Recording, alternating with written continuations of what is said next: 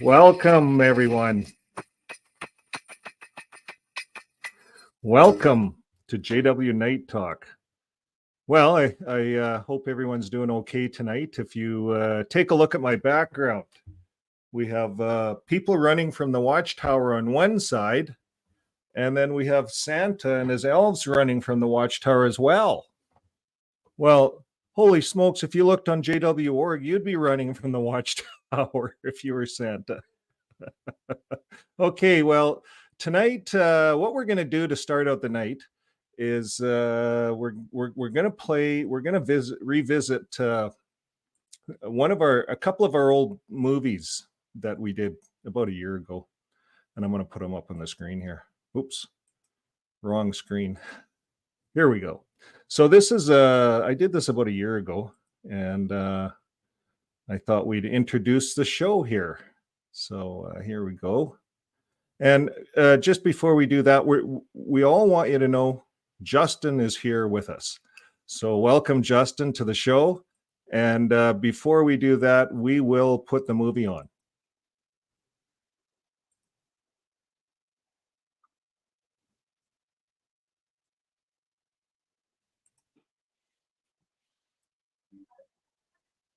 No?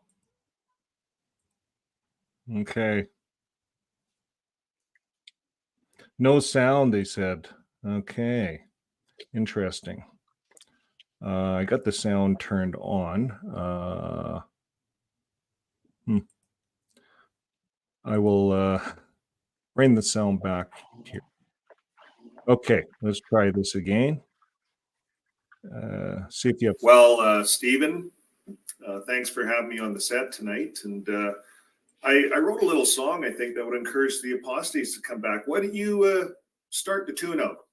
Ma. Baba, black sheep, come back to the fold. Ma. You must do as you are told. Ma.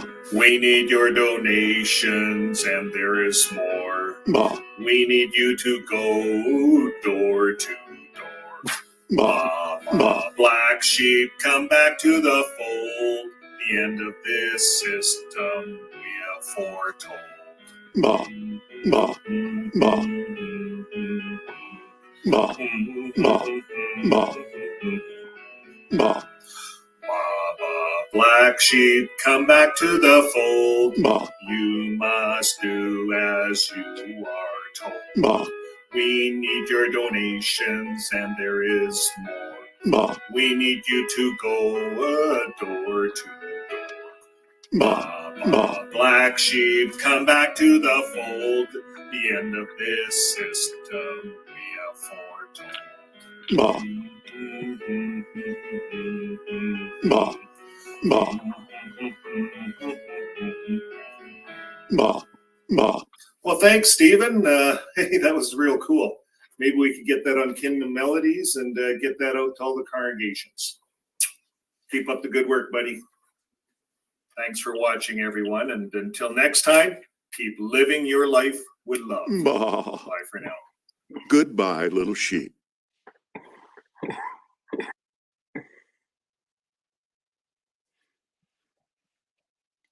At 7-Eleven, we're open 24 hours.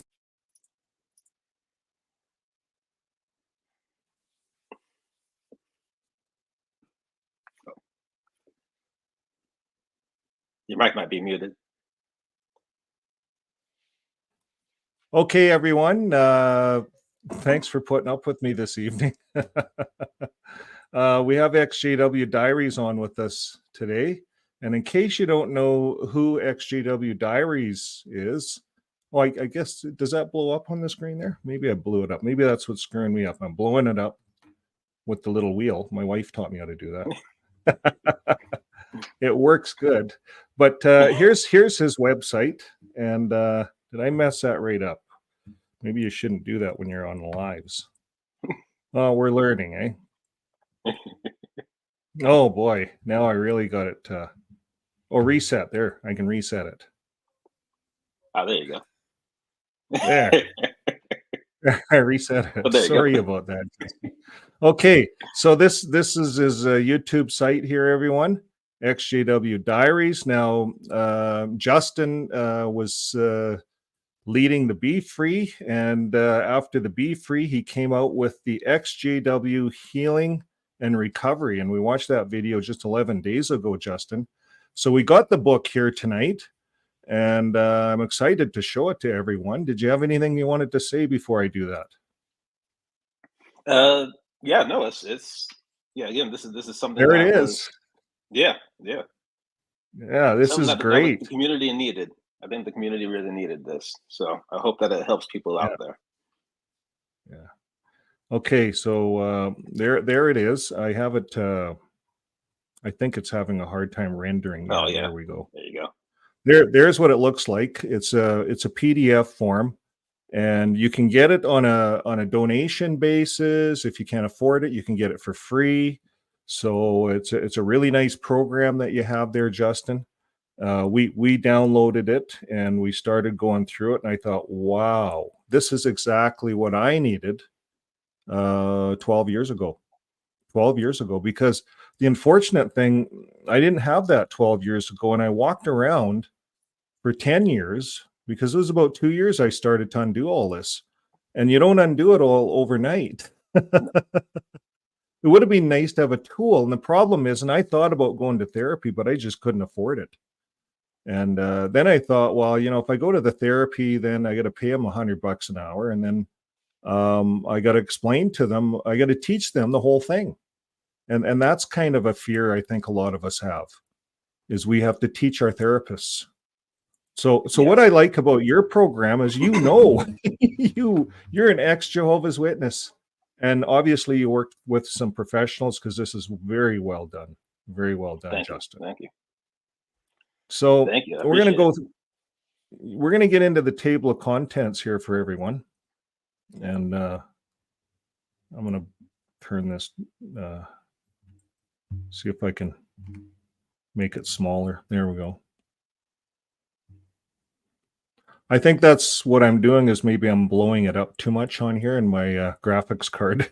I just have a laptop. So you almost need a mainframe to do that. Now I'm looking at the table of contents. There's a welcome, a tool for healing, how to use the workbook. We're going to look at this, how to use the workbook, and the power of journaling. The power of journal. You're quite the journaler, aren't you? Do you journal a lot? Now, my English wasn't quite right there, but Justin, you're a journaler? Yeah. It's one of the top recommended tools by therapists for healing, especially this type of healing. Because if this book was just a bunch of reading, you might make some connections there, but only you really know what's going on in your head. Yeah. We've all went through the Watchtower, so we've had kind of similar experiences. But again, only you know how your mind was affected. So you go through these journaling exercises, and it forces you to go through this process where you have to, first of all, ask yourself questions that make you think in a way that you don't normally think about yourself. So you're already seeing yourself from a different perspective. Then you got to analyze your thoughts, analyze your emotions, and then you have to go through this process of translating that into words, and then seeing those words, seeing your processed emotions on the paper in front of you. And just through going through that process, it really unlocks new levels of healing, and it allows you to see what's going on. Because just like you said, you were out of the witnesses for many years, and you were still impacted by it. That's why this book was made. People can leave. Some people can just brush it off, and they're okay. But I would say probably the vast majority of us, we leave, and there's things that still continue to impact us. And even years can go by, and you don't even realize how your thinking patterns, the way you see yourself, the way you see the world around you, have been influenced by the Watchtower, because their mental conditioning methods are very, very, very powerful. So by going through this journaling process, you're able to see which areas are still impacted in your mind, and then able to flush it out. Right. One of the things that I struggle with, even till now, I struggle with the fact that when I was in the Jehovah's Witness religion, I learned a lot of stuff. Like it was good for me in a lot of ways. When I looked outside, looked at my worldly family, my one brother got into the drug stuff pretty bad. Mm. Well, two of my brothers, right? My dad was really worried about those things as well as he was worried about cult religions. He didn't like that either. But I got into the religion, raised a family in it. And I remember I was talking to my wife today about the Theocratic Ministry School. And I used to love getting up and giving talks. And the problem I had giving talks is I was always overtime. So the school's overseer would say, you have too many ideas, shorten it up, stick to one idea. You're all over the place. I enjoyed pioneering. I enjoyed lots of that stuff. I enjoyed visiting with the brothers, the friends, all of those things. I don't think we should look back and try to look just at the negative stuff. I think they're, and even to judge ones that are in it, that decide maybe them staying in is better than jumping out right now. I'm not sure. Do you talk about all these kinds of feelings in your book? Is that how you draw it out? Do we draw our feelings out? I just told you a few of my things. Yeah. It's so as you go through the book, and if you see the table of contents, it's all split up into different categories. Mm-hmm. And each category is going to have many different exercises and activities and some informational pages, but it's mostly exercises and activities that you go through. And each one is going to do that process that I was talking about, where you're kind of drawing out your feelings, you're processing things. Yeah. You're able to see yourself from a different perspective, which allows you to kind of shine a light on some of those shadow areas that maybe you didn't notice were still influenced by the Watchtower. So here's how I did my own therapy. Sean and I do a lot of talking. So of course that's how you do therapy, is have someone you can talk to, right? If you have no one to talk to, come onto these channels, get onto a live, get to know people on lives, chat with them. If you want to get out and talk to the audience, I know for anybody out there that's watching and they want to come on and actually talk to the world, they can send us an email, and if it ties in with the show, we'll make that happen. But let's get right into this workbook. It says here how to use this workbook. Take your time. No need to finish it all in one day. I think that's excellent. These workbooks it takes years sometimes, to get through some of these things. The power of journaling. So you get onto that. Now, the first step, the introductory questions, they serve as a foundation to acquaint you with the process of deep contemplation and subconscious discovery. Now it just became clear. And it's recommended to start with these exercises before delving into other categories in the workbook.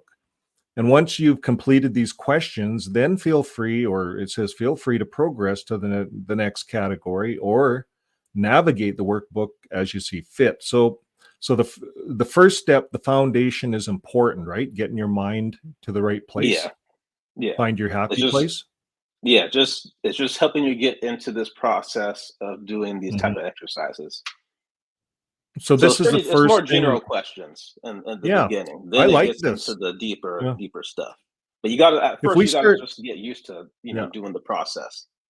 If we start thinking just of that last elders meeting, maybe we got disfellowshipped or something, that's a pretty negative place to be. That's not a happy place. So find your happy place. I think that's excellent. So when was the last time you felt truly happy and at peace in the past 18 months? What were you doing and how did it feel? What was the last time you truly felt happy? Well, I don't want to give it all away here online. Okay. Yes. Move on.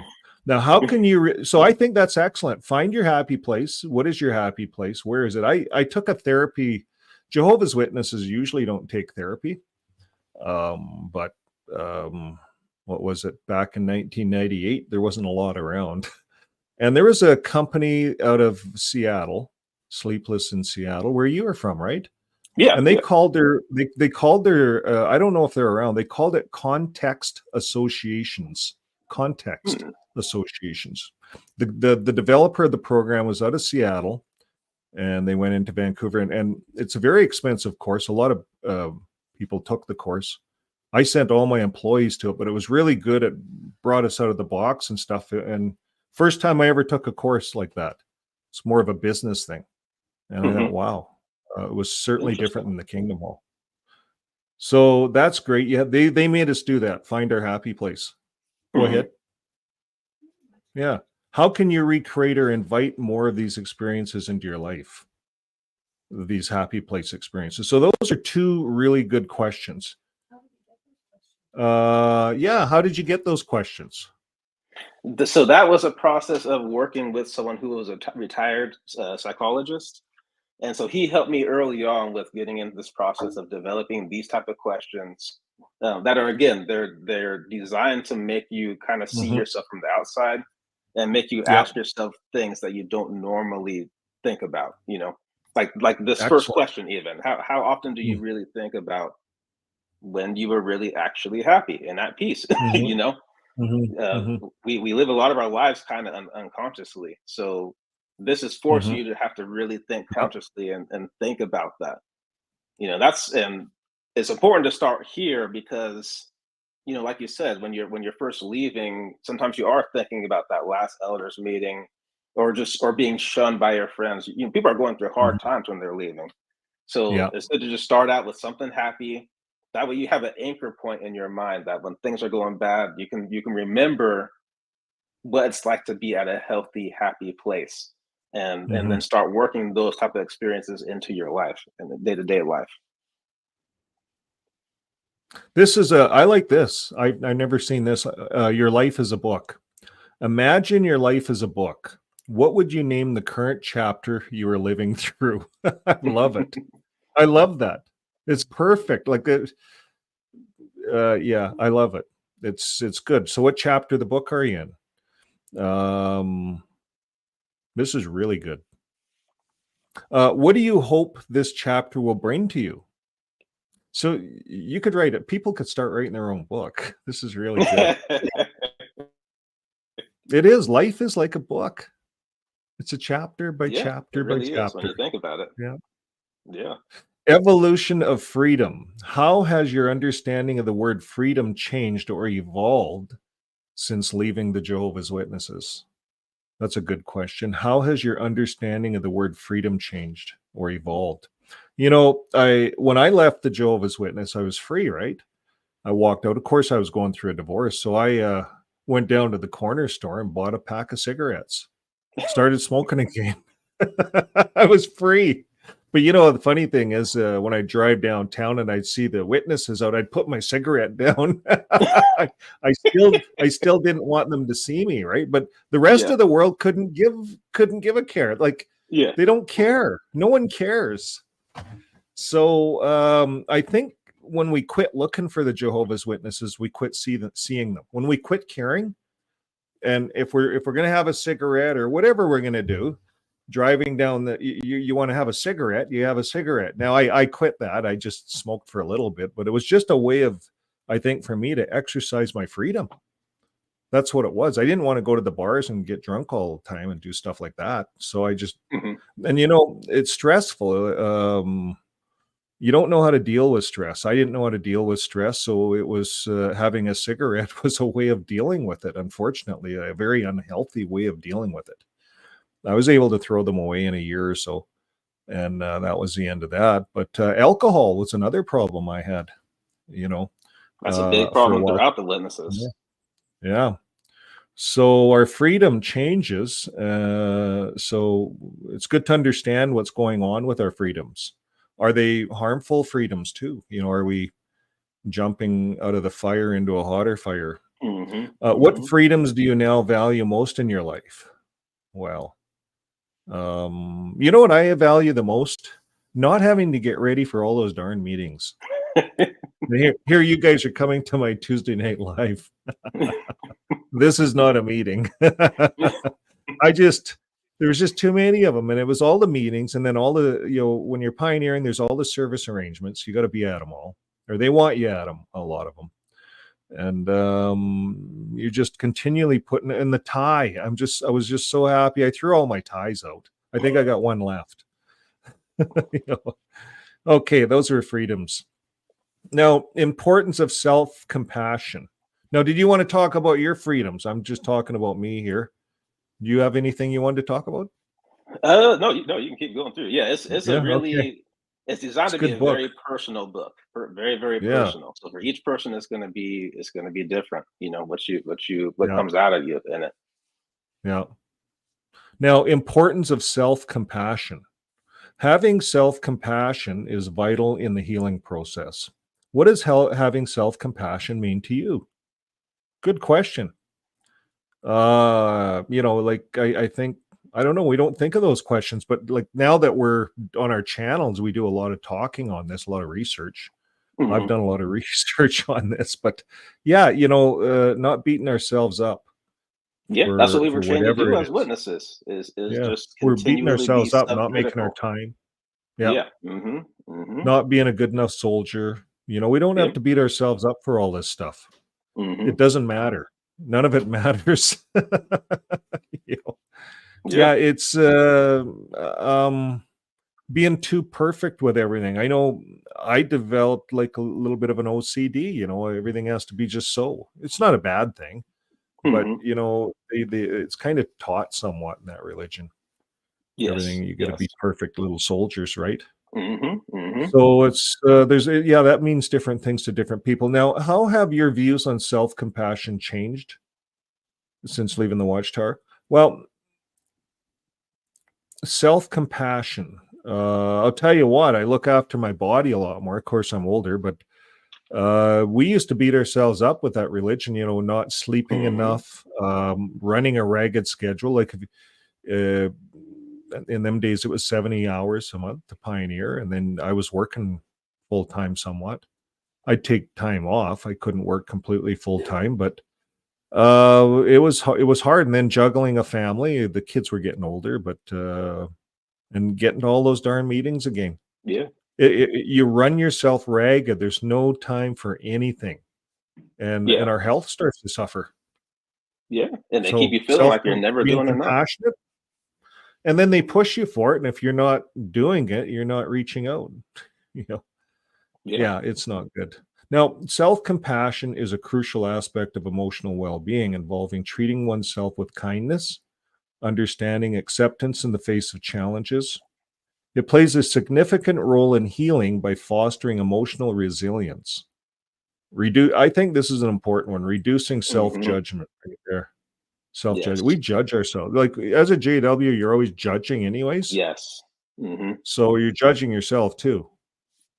Cultivating a positive self image and enabling. My wife keeps telling me about being sorry or being, no, it's not sorry, but there's from the Catholic religion, it's completely different than the JW religion. They're more sorry, I guess. I don't know. Hmm. It's all about being sorry too much. Okay, Okay. Okay. I think they overdo the sorry thing, and it's all about, I guess, getting forgiveness from that priest or something. The rosary beads are all about little poems or something. Oh, all I about don't like know. repentance. Yeah, did I get that wrong? She said I got it wrong. Okay. Yeah, apologetic. There Okay. more apologies come out of that religion, I think. Catholic guilt. Catholic guilt. There it Mm, is. Responsibility for your mm. neighbor when your neighbor fell. Right. falls. So responsibility for your neighbor when your neighbor falls or fails or something. It's the Catholic guilt. Jehovah's Witnesses don't have that. If your neighbor is, well, there's a certain amount, but not really. If we're going to get a Bible study with the neighbor, maybe we'll pay extra attention to him. But other than that, we're just rushing off to the next meeting or the service arrangement. We're in Yep. too much of a hurry. Do you know how many speeding tickets I used to get in town going to these damn meetings and trying to get there on time? Lots. It's not Yeah. healthy. How long did you work on the book? It That's was one worked on question. And who? for quite a few months. It started out, geez, earlier this year. So yeah, majority of the year it was worked on, just collecting Mhm. information, getting in touch Wow. with the right people. Yeah, there was a little bit of a review period there where I had You some know, licensed therapists and some ex Jehovah's Witnesses review it, and some of them gave some good feedback. So helped to get this release oh, version ready. I think this is exactly what the community requires, needs. We need it. I need it. I was looking for this. I remember we're talking about what's out there. You know, we have to build the field of dreams for us XJWs, and you're doing that. And thank you very much for doing that for the community, because we all need to have some kind of a therapy. And this is therapy. We can go on to Justin's site, right? Yeah. Download it, get this book, and start working on it. Coming right out of this religion, just get it. And I'd take it down to Staples or your printery and just get it doesn't cost much. They'll bind it for you, print it. Yeah, you can do that. Yeah. Do you guys have Staples in the US? Company like Staples? Yeah. They call Yeah, it we have Staples. that. Yeah. Yeah. Yeah. hmm That's what we have up here. And they do everything there. You don't even need to own office equipment. Yeah. Just go down there with a zip stick, give it to them, and they'll make you a book. It's really simple. Yep. So, earliest Jehovah's Witness memories. Reflect on your 3 earliest memories of being a Jehovah's Witness. That's really good. How do you feel when thinking back on these memories? What emotions do you remember experiencing during these moments? Reflect on 3 earliest memories. Like the earliest, when you first The became a Jehovah's earliest, Witness. as Yeah, so going early right as you back can to the remember. beginning. That's a Good. early childhood for some people, you know? Yeah. Yeah. So were you raised in it, the religion? I came into it when I was 11, so I spent some of my Oh, right. childhood in it. Yeah, Right, yeah, right. but So not completely. so that was good. You have both sides of the fence a little bit, right? hmm A little bit, yeah. Yeah. And then you have the circle, the point on the scale. I like this. That represents your current emotional state. 1, not so much, and 5, very much. So joy and happiness, feelings of contentment, pleasure, and satisfaction. Not so much or very much. And this is nice. You can do your own thing, right? You go through it. hmm Or do you sit And this is down? something You that will recommend? change. Yeah, This is something that will change as you go through it yeah, too. So someone who's just getting out, they may score lower on some of these things, but as you yeah. go through these exercises, the hope is that you're going to have Mhm, more optimism for your yeah. future, better self-understanding, and releasing the mental condition, releasing the guilt, releasing the shame, and all of that stuff Mhm, on its own will help you to mhm, just fare higher mhm. and those type of things.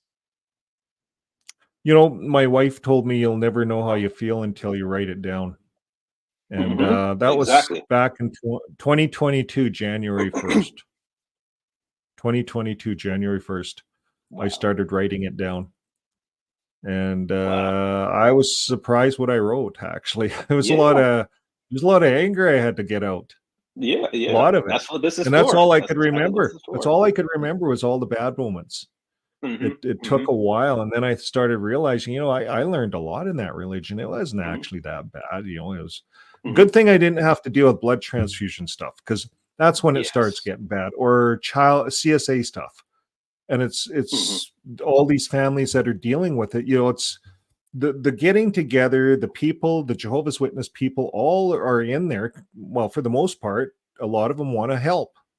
But I think of it. I think of all the good. And then my wife and I talk about these things, and she says, "Well, imagine then you're that type of person, you want to do that. Could you imagine what you could have done if you ran a food bank or something, or if you ran a soup kitchen? You want to help people, right? hmm Think of all the good you could have done all your life doing something like that, and all the people you really help. Yeah. Like there's all kinds of ways of helping, right?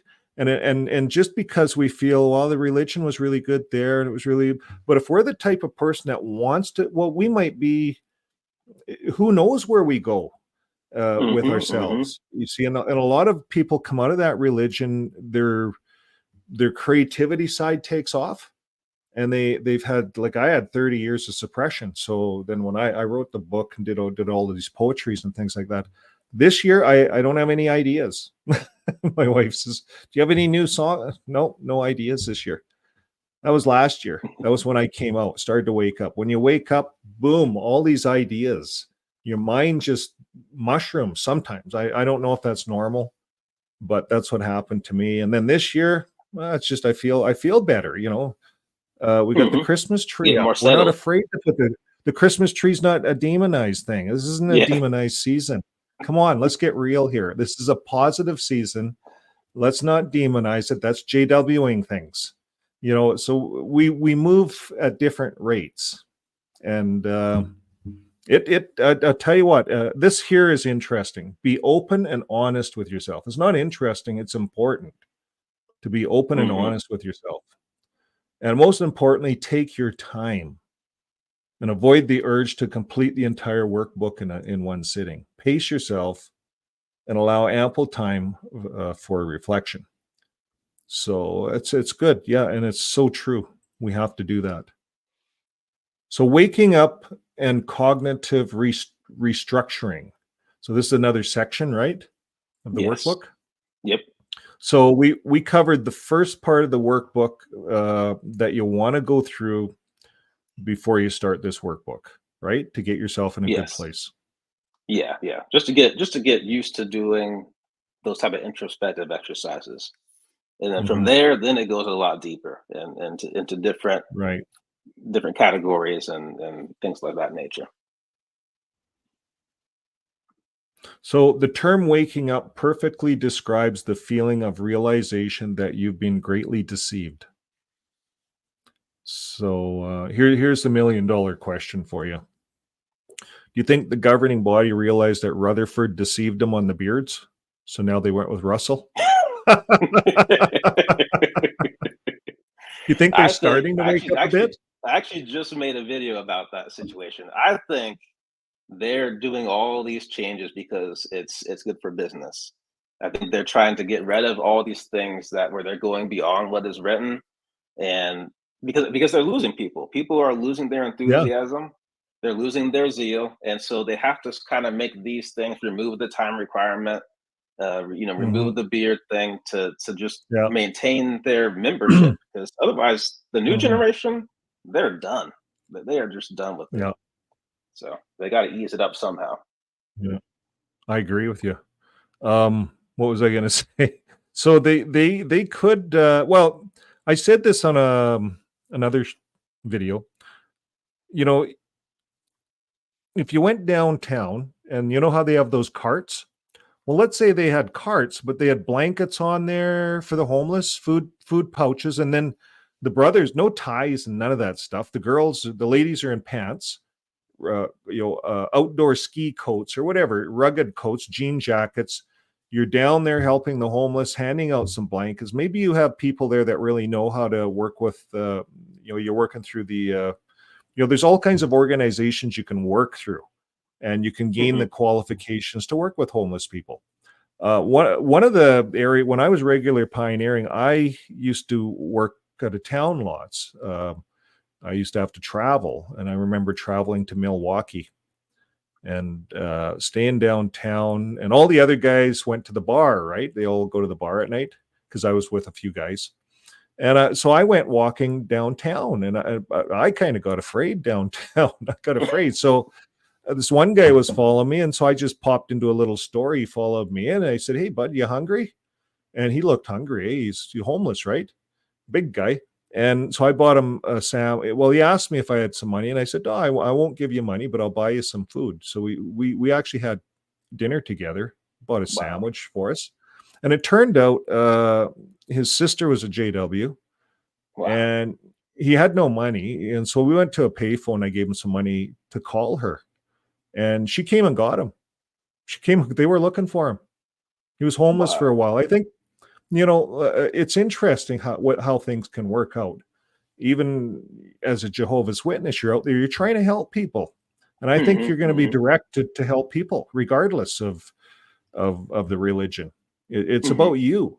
And really, faith is inside. It's about us. It's not about that religion or that religion. It's not about that. It's spirituality's inside. And I think that's what I realized most when I left this religion. Is I realized I had a lot more to learn, a whole pile. Oh yeah, I was just started my journey. We thought we knew it all in there.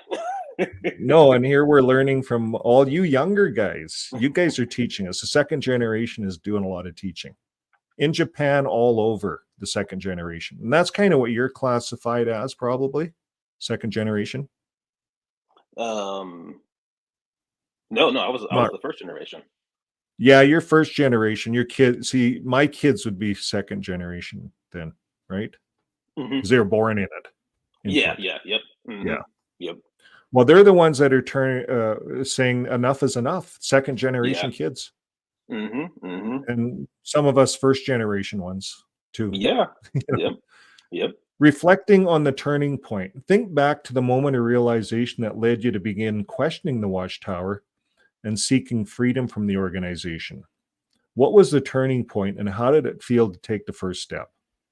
That's a good one. I started thinking about that. Yeah. Mine actually, my wife and I talk about this sometimes, and I think I was PMO a long time ago. Who calls the elder body Pharisees, scribes and Pharisees? Who goes out to the spa? Like we used to be part of a gym and go and sit in the hot tub, right? A couple of brothers, right? Go do that, and we get chatting, and never an elder though. There's never elders there. Just brothers, right? Just brothers. And I was a pioneer, right? But they all talk to me. They'd tell me everything, and it just would seem like some of the elders were scribes and Pharisees. They're pharisaical.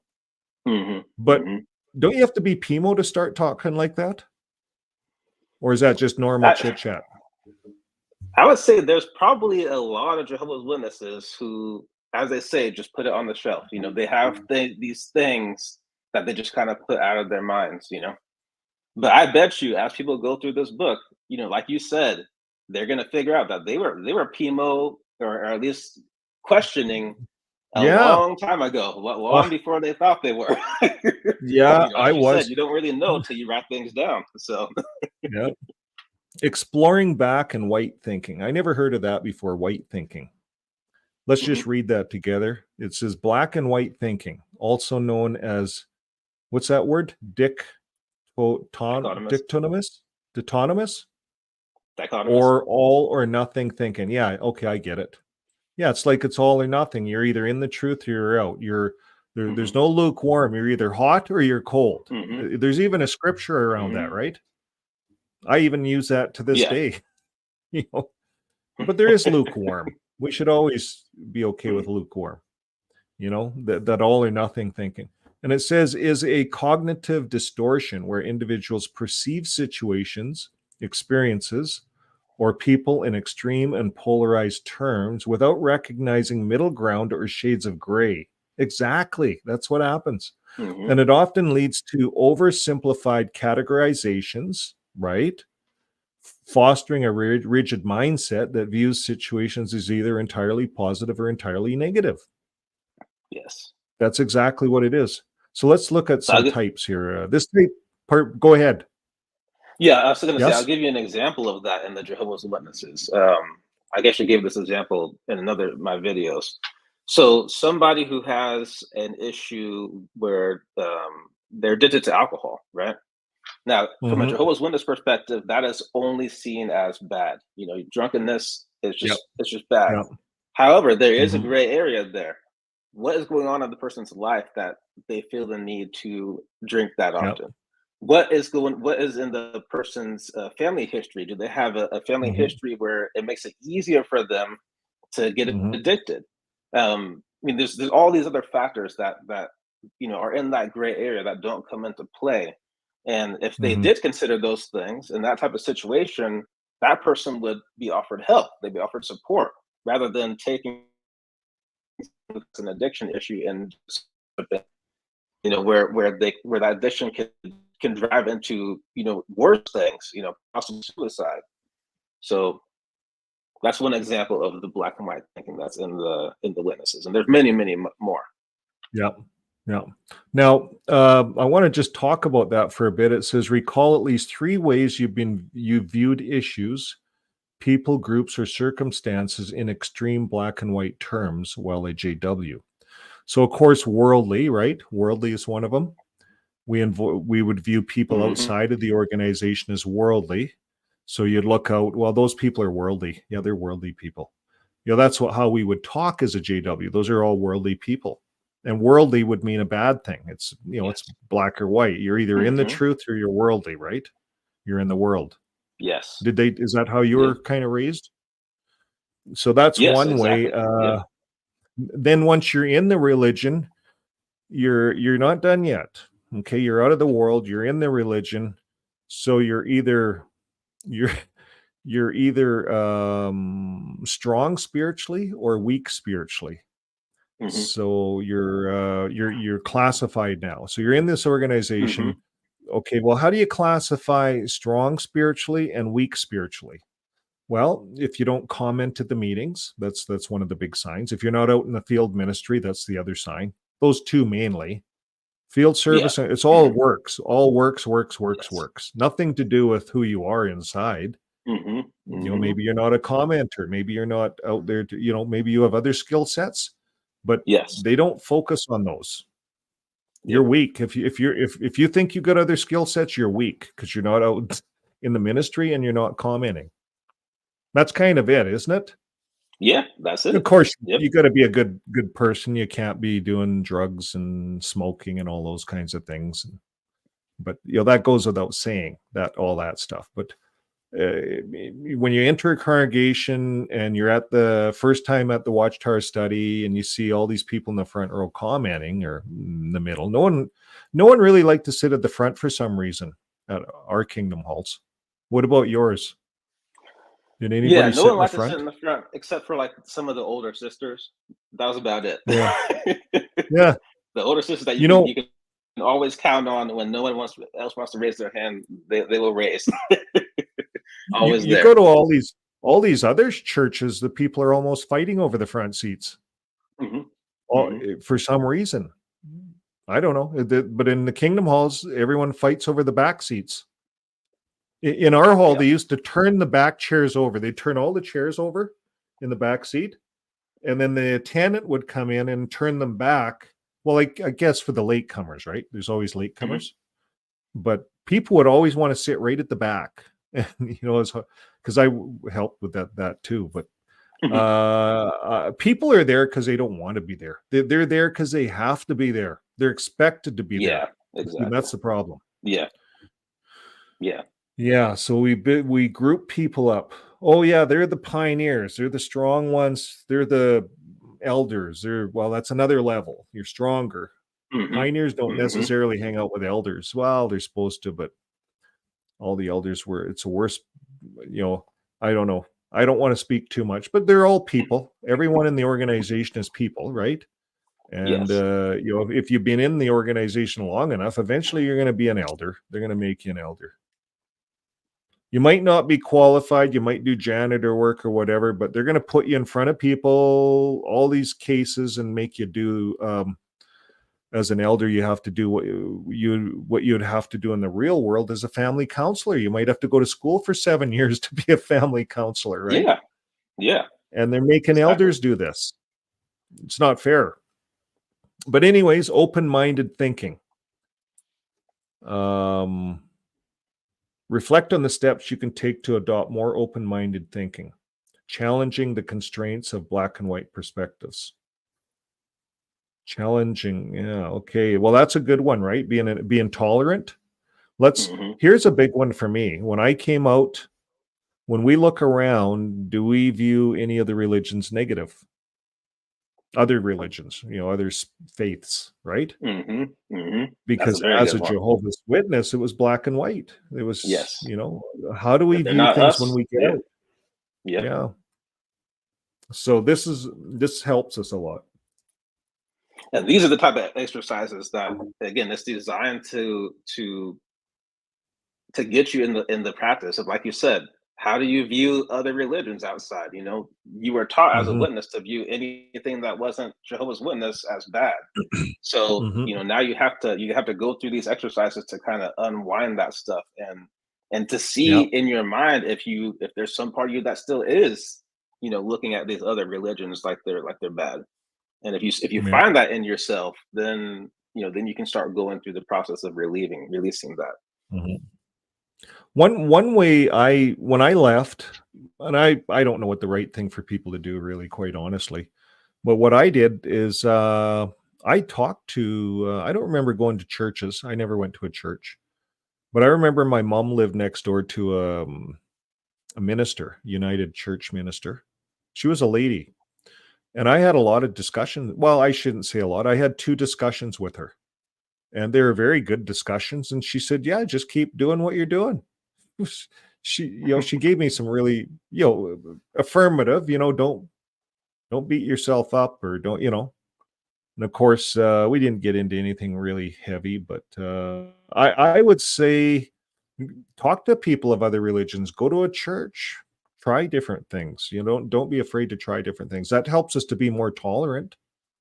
The more we learn about other people, we become tolerant, because Jehovah's Witnesses taught us that there was only one boat, one ark, and they had it. They owned it. It had JW.org on the side. That's what they taught. And if you're not on the ark, you're not going to make it. And that's not true. When you get out, you realize that that's not true at all. God loves everyone. God loves everyone. So, examining hesitant beliefs. Explore beliefs from the Watchtower that you hesitate to challenge. And think about why you have this hesitancy. That's a good one. Are these your own thoughts or thoughts given to you?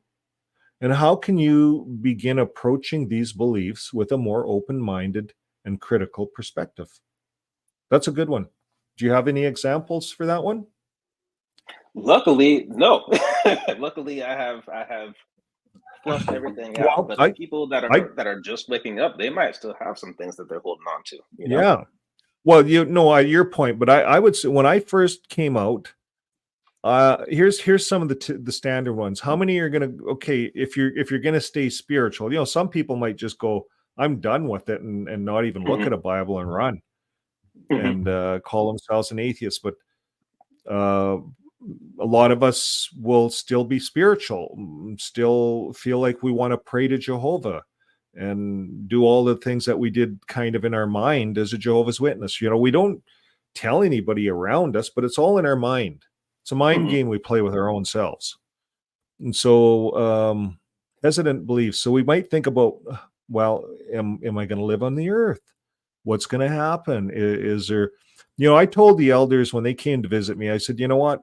I'm gonna tackle this on my own. I said, I haven't had much success in the congregations. I've been in 5 of them, and kind of the same old all the way through. And I'm going to tackle this on my own. And they said, well, there's only one ark. If you're left there, you're paddling on a log. They use all these illustrations, right? Trying to paint a picture.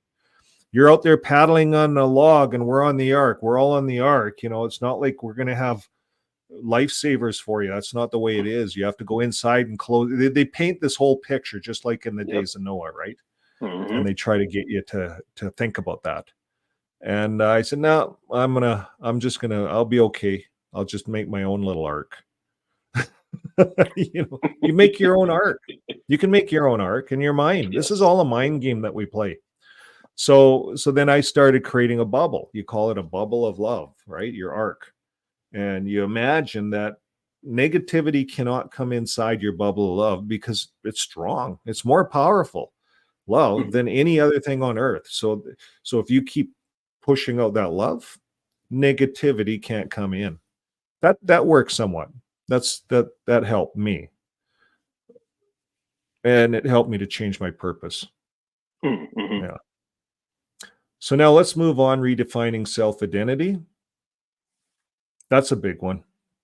These are all big ones, really huge. Consider the concept of a new personality imposed by the Watchtower. How can you redefine your sense of self beyond JW boundaries? You see, this is stuff you'd never get at therapy because they don't understand that. They don't how know. You just worded that. Yeah. You can't get that at therapy. Explore the role in your healing journey. Consider the concept of the new personality. Well, that we've been programmed so hard into that new personality thing Like that's deep, Yes. right? Mhm. And so you're Very deep. bringing that up. We're going to talk about it. How can you redefine your sense of self beyond those ideologies? Exactly. So the first thing, find that scripture that in the Bible where it says God's okay with everyone. God's okay with everyone on earth. He doesn't choose one little group over the other. That's not the way it works. That was good for me. Mhm. Mhm. We all have to figure this out. Yes. Addressing confirmation bias. It's a cognitive bias where individuals tend to interpret and remember information in a way that confirms their pre-existing beliefs exactly. That's a tough one. There's a lot of steps. This takes a while, and we're going to change. You notice that? Mhm. You come out, and I remember I came out and I was battling with, okay, it's Yahweh? Is it Jehovah, or is it Yahweh? Is it Jehovah, or is it Yahweh? That's kind of the first thing, right? Yeah.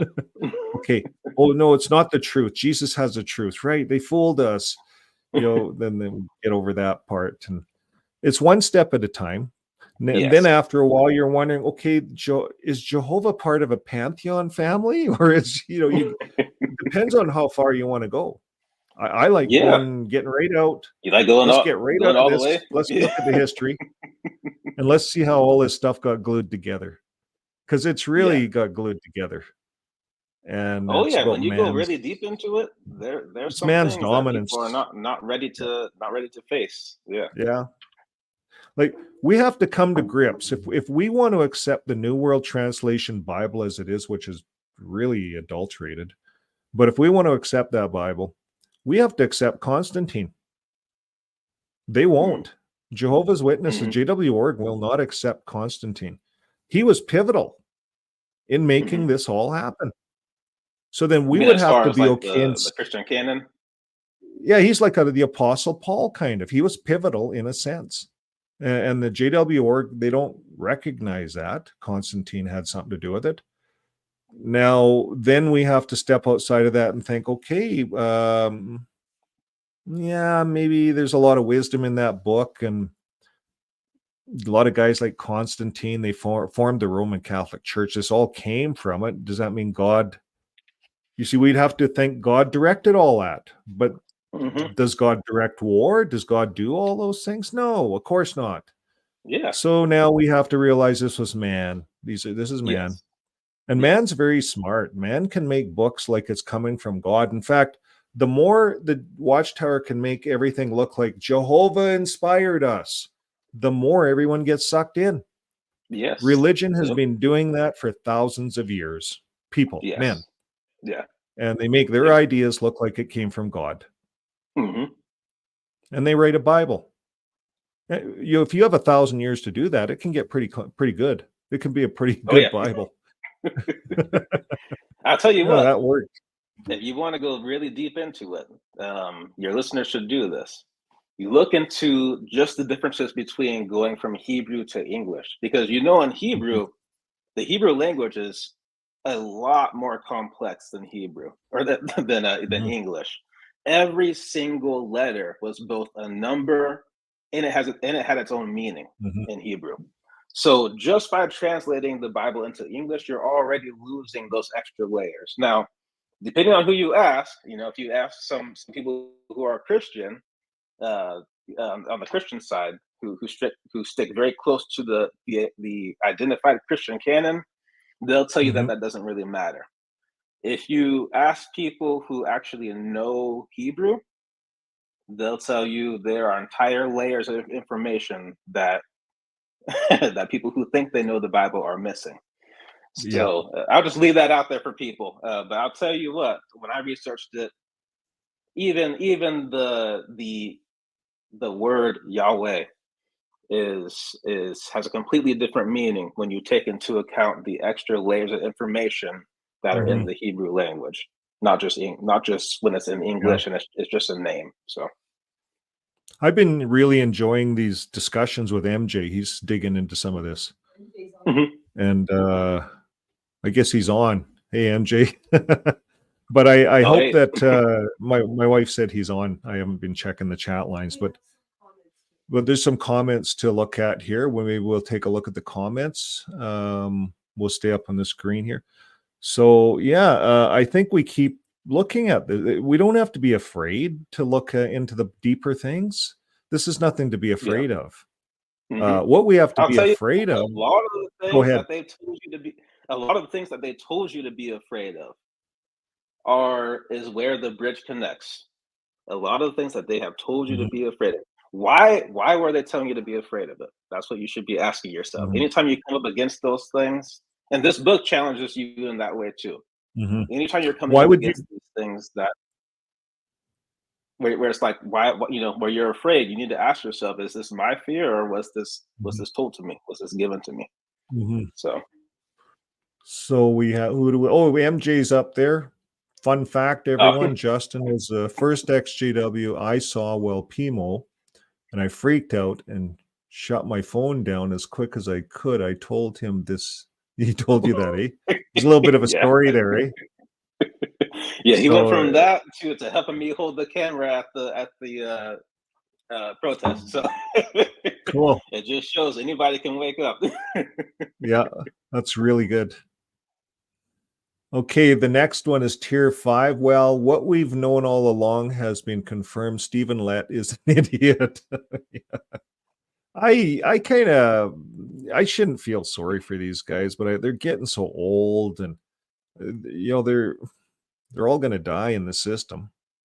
And I shouldn't say that. I don't know what the future is, and I don't know if there's an end or any of this stuff.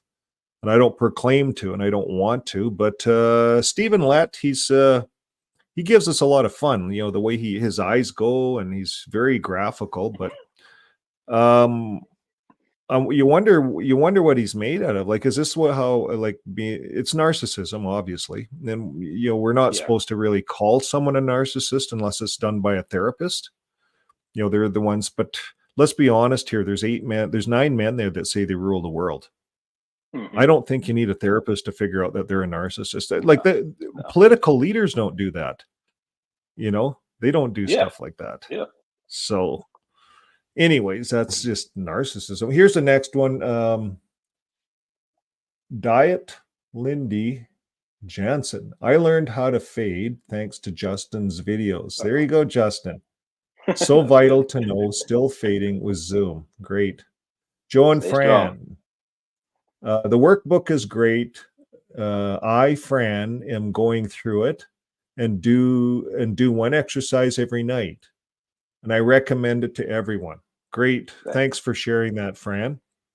I think that's good. We should all do it. I know I'm going through it now. This is the first time I looked at it, actually. I looked at it earlier today, a little bit. Jay says there are levels of PMO. Exactly. Like it's a level thing. Both of you guys were key to waking up. Thank you so much. Well, you're welcome, P. Yeah, that's what we do this for. Now, MJ says you must never forget that of the 8 million witnesses, you are the one to see through the facade. So you're special. And thanks for this love video, Vern. Oh, you're welcome, MJ. Okay, now Black Road Show. I miss tight pants. Yes, we do. We miss Tony. Glug, glug. Love seeing the two of you together. Thank you. You're welcome, Cindy Lynn. So yeah, this is great. So one more here. Diet Lindy Jensen. Thank you, Vern and dearest Justin. Vern, give your lovely wife a big hug. Yes, I do every day. And she taught me that.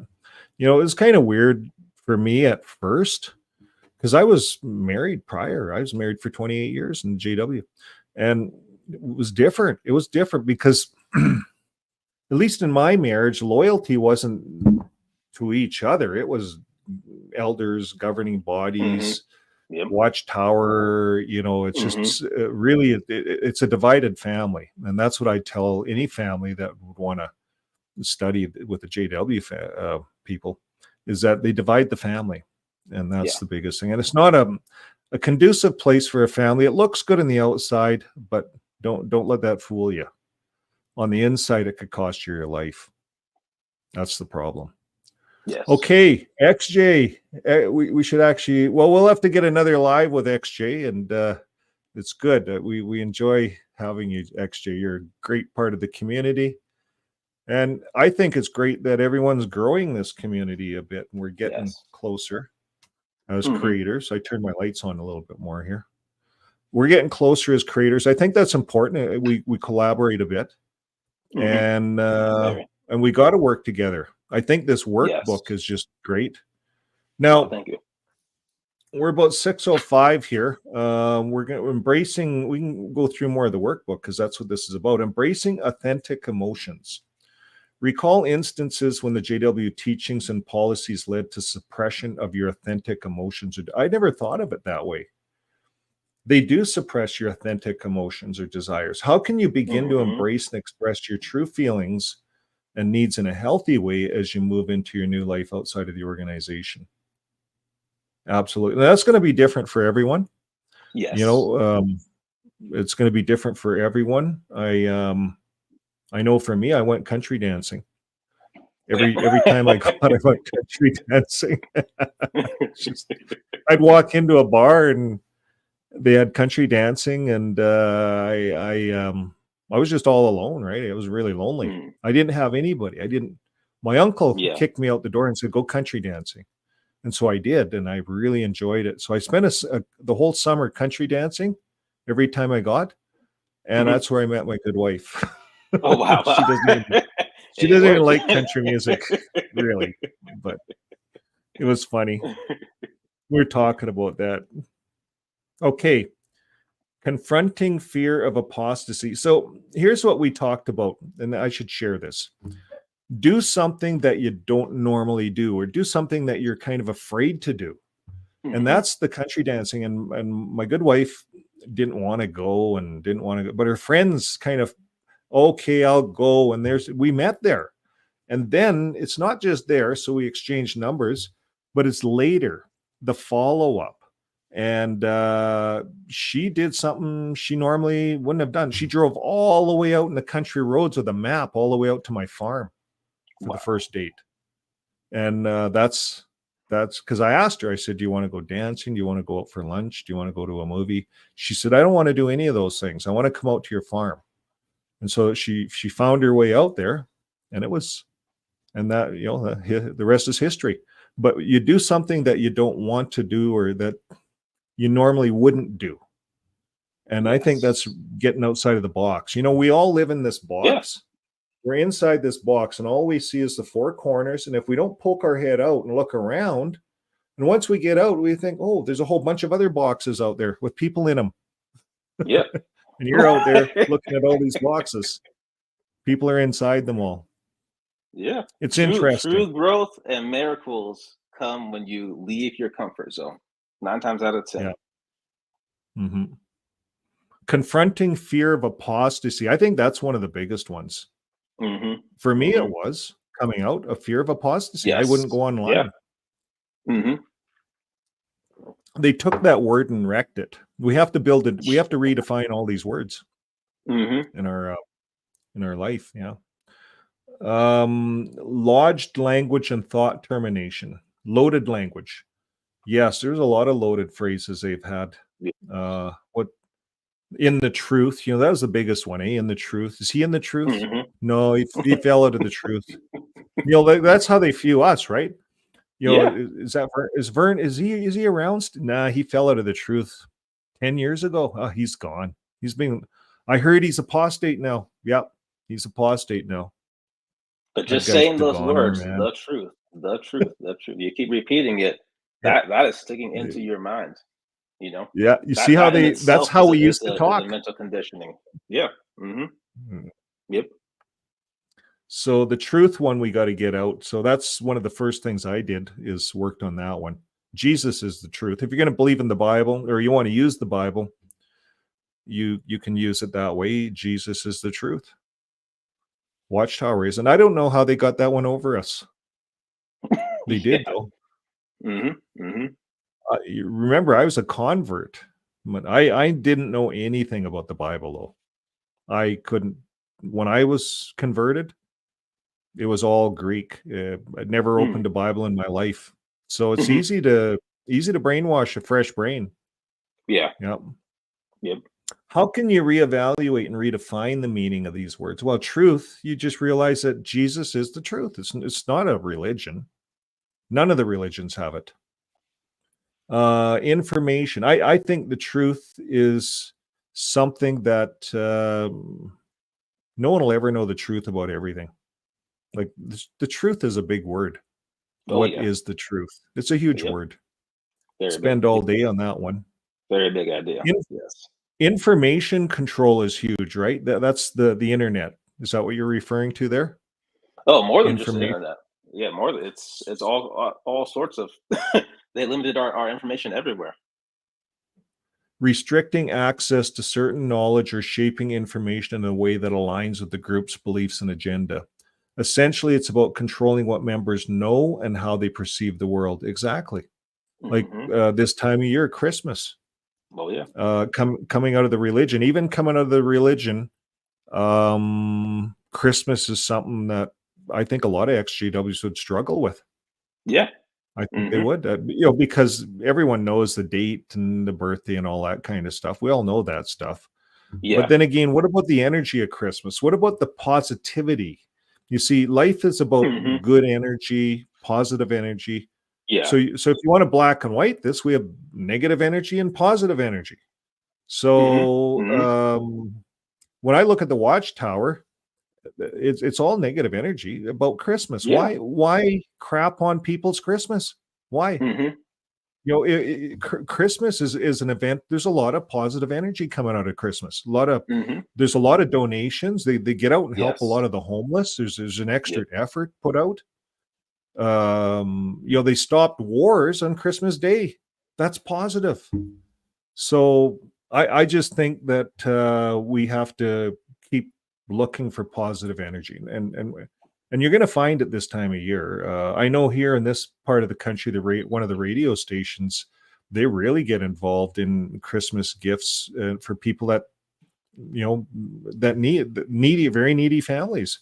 And they're helping thousands of people, and then the community gets involved, and they'll even drive.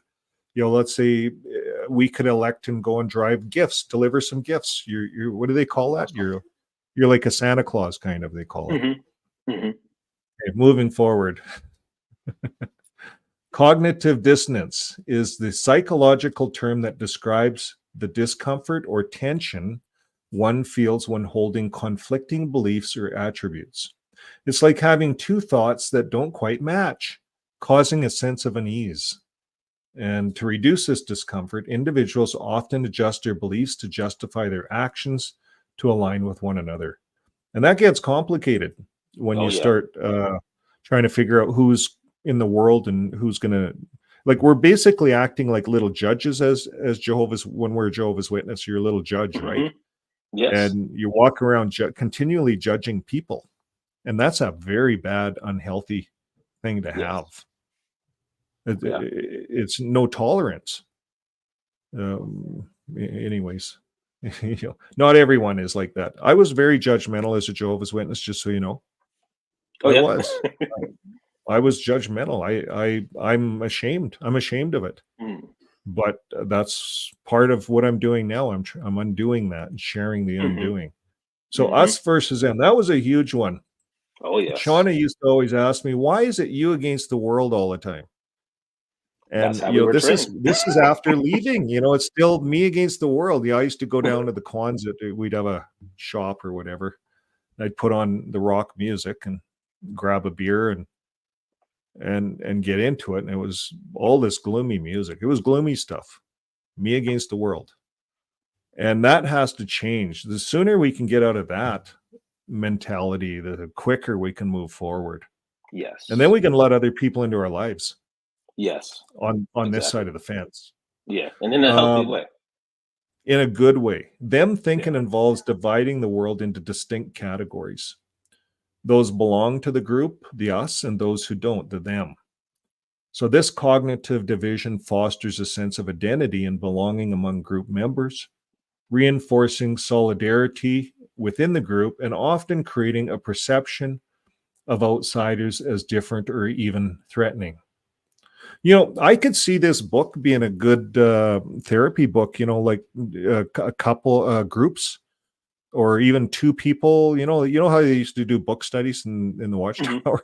It's not that, but this is a good one, for to have someone to talk with, go over this book with, I think, because we might not get it all.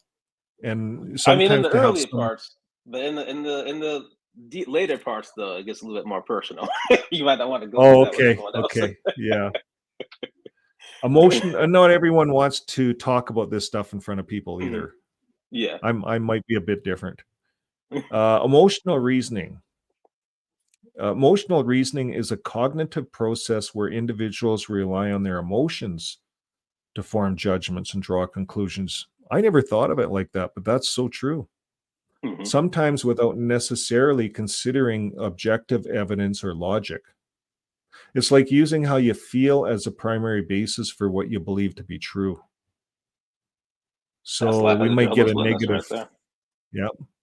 You get a negative, anything worldly, you get a negative feeling, right? And Yes, that exactly. we got to work through that.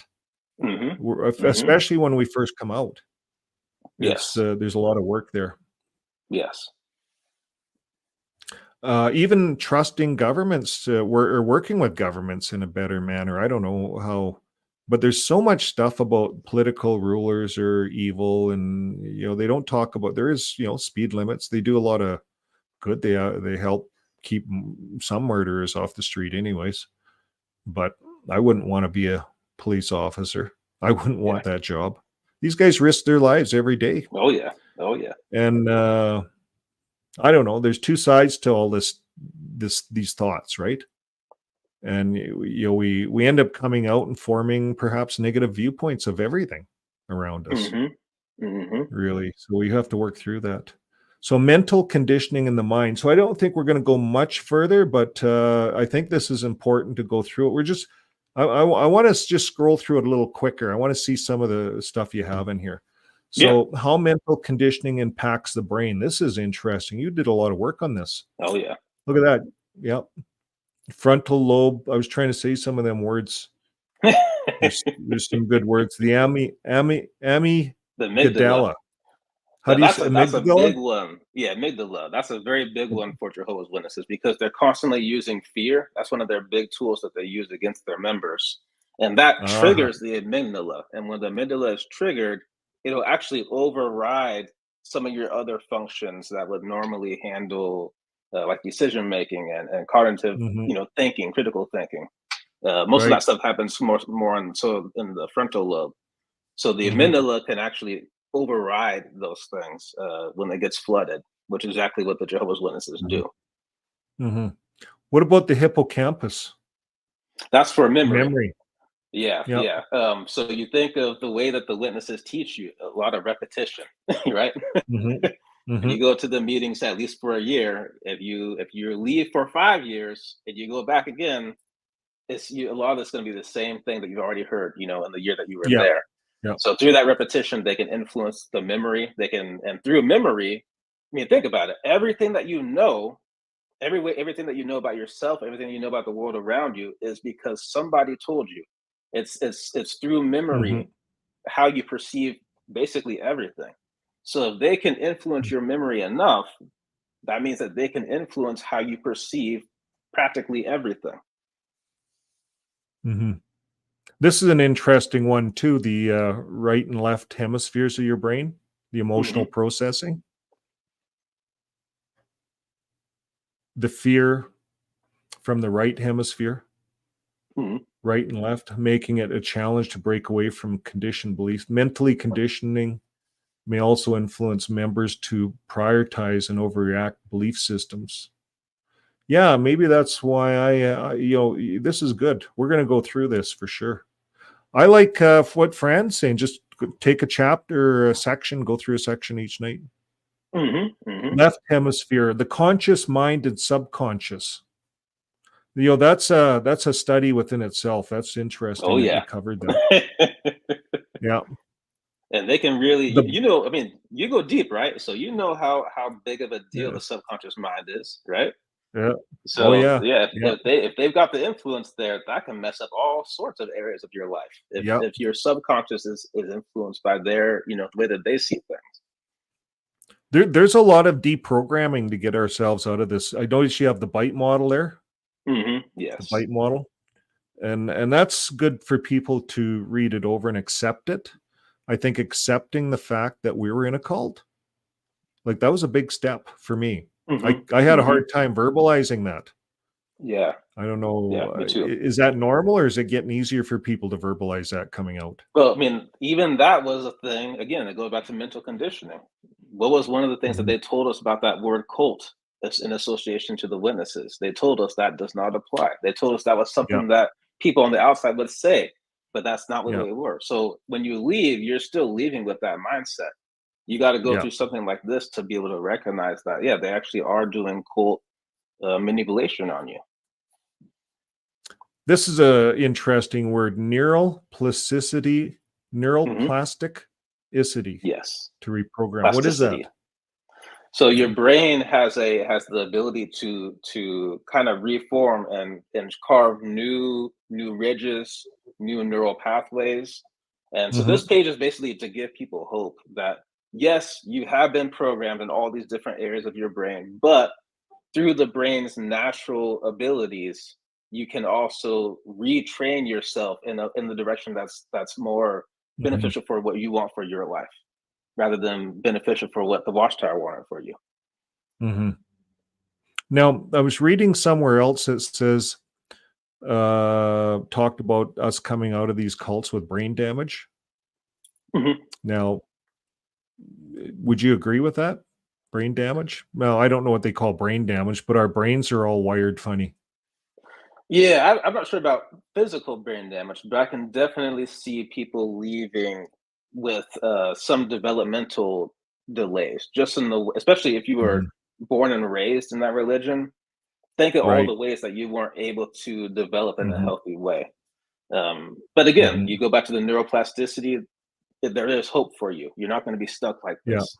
It just you just No, have to we do can the work to reprogram. train yourself. Yeah, you just got to do the It is work to it do is it is hard work. It is work. it. And this is where I hope the government start to recognize some of this, and I hope that that there's programs. It looks like Japan is pushing hard to make sure that these religions have compensation programs to help us all.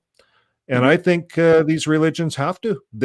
Yeah, They've made the money on this. They've grown rich. I don't care if these guys are also in the trance or what. They're running the yeah, show, and they're going to have to pay for the damage. And I think that's happening. And who knows? Maybe your little program will get turned into a bigger program because there's a lot of people that are going to maybe. need help. I hope so. This is a good program you developed here, Justin.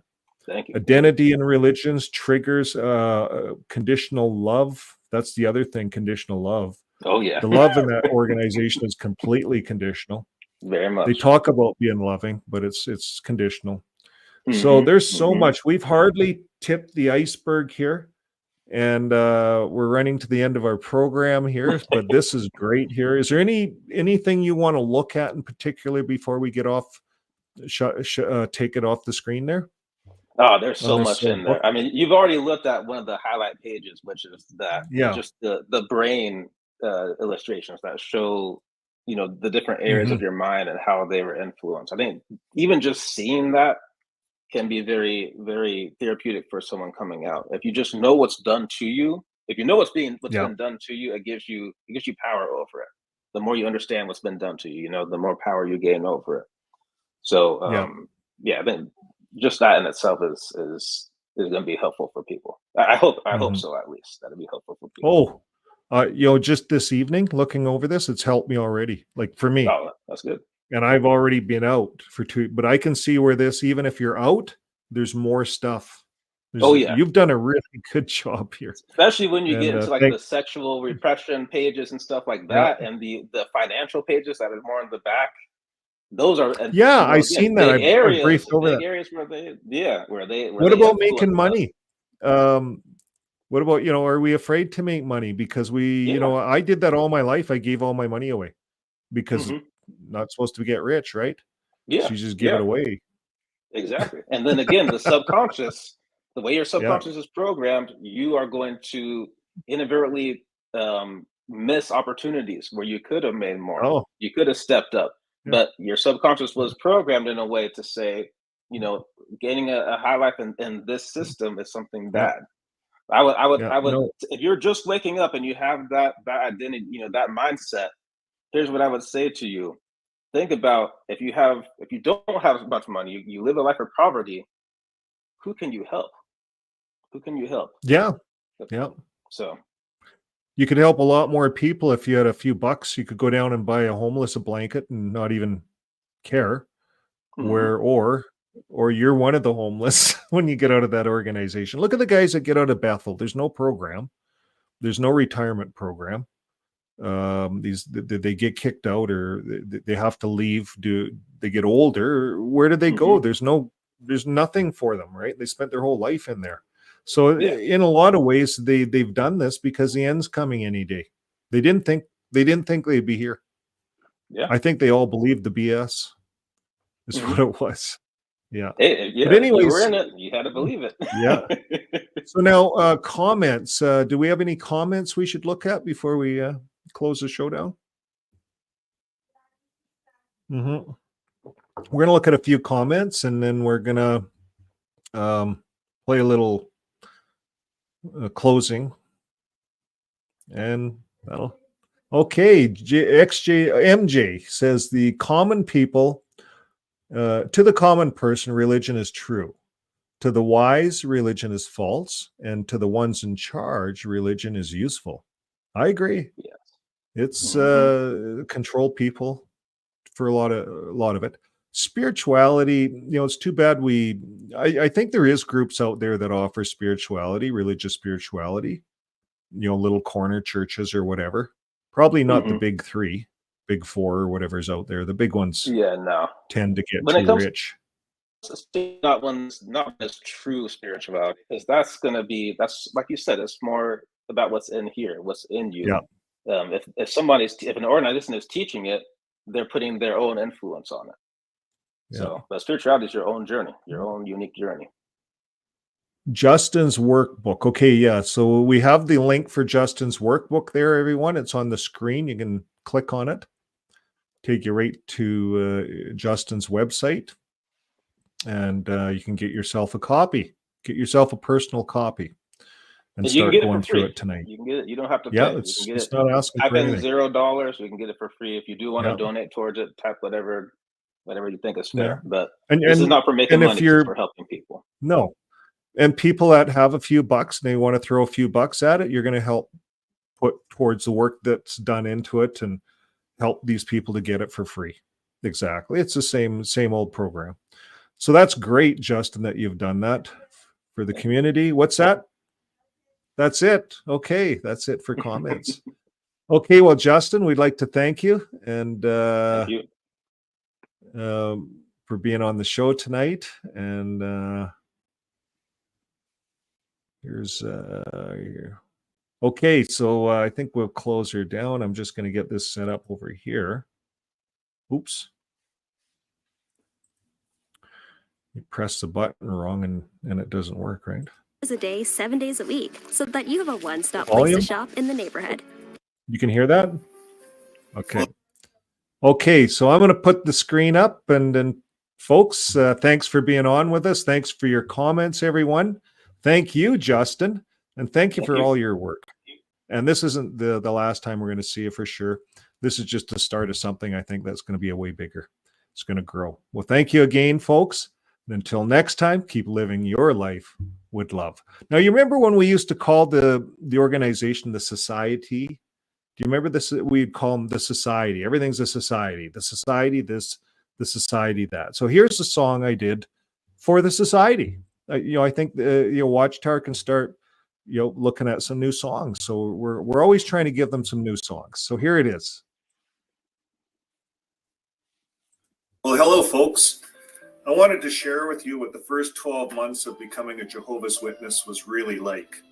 And it's like putting a frog in some water and turning the stove on, and it slowly boils. By the end of 12 months, well, here it is. You're going to hear it in this song. I got notes. So you ready? On my first month as a witness, the watchtower said to me, service life will be what sets you free. On my second month as a witness, the watchtower said to me, do your daily studies, and service life will be what sets you free. On my third month as a witness, the watchtower said to me, go to the meetings, do your daily studies, and service life will be what sets you free. On my fourth month as a witness, the watchtower said to me, up your service hours, go to the meetings, do your daily studies, and service life will be what sets you free. On my fifth month as a witness, the watchtower said to me, we have the truth. Up your service hours, go to the meetings, do your daily studies, service life will be what sets you free. On my sixth month as a witness, the watchtower said to me, donate all your money, we have the truth.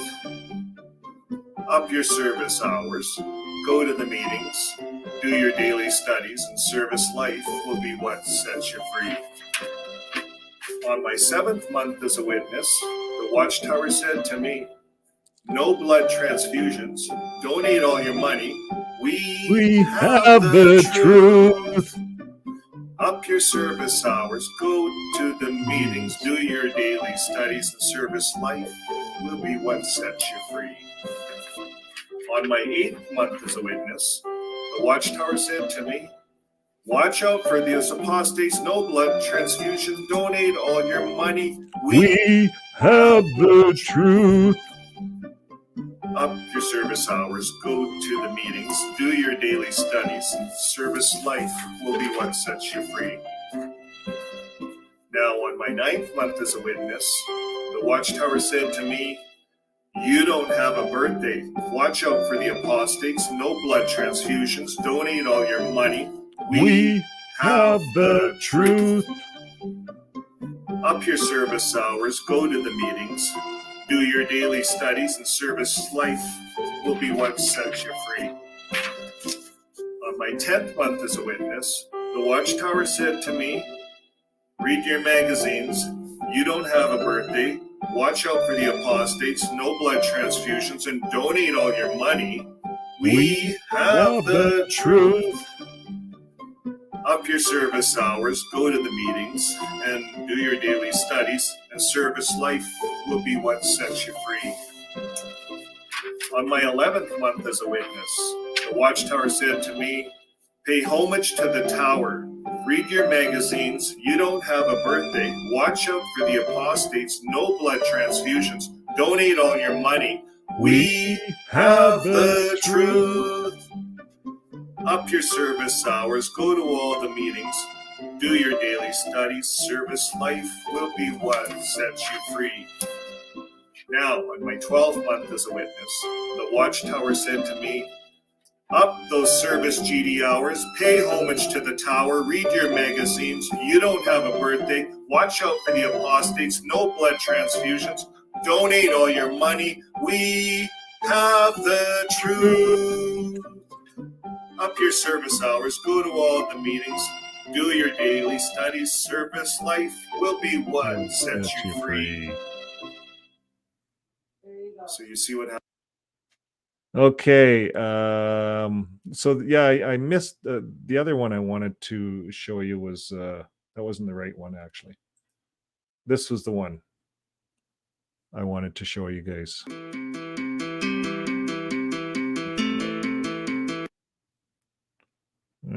Oh, get one here. There we go.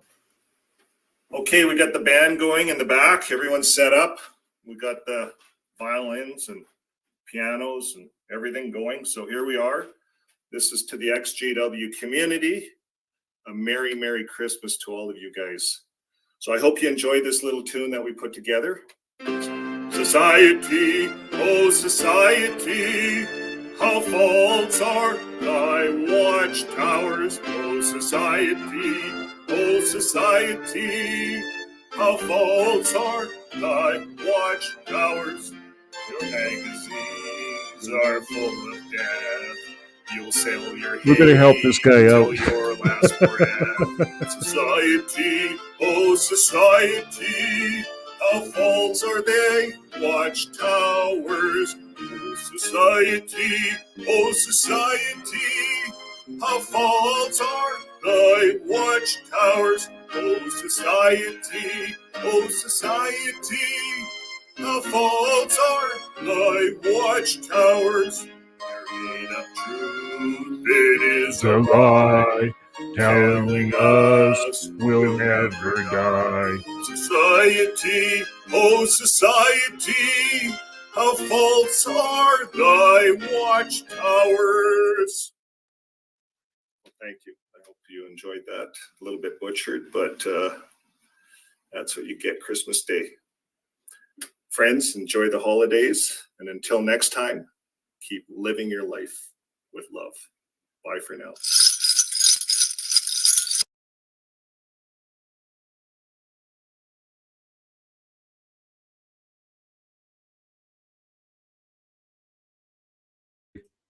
Thanks again, everyone, and enjoy the holidays. And we'll see you Christmas Day. We're going to be going live on Christmas Day.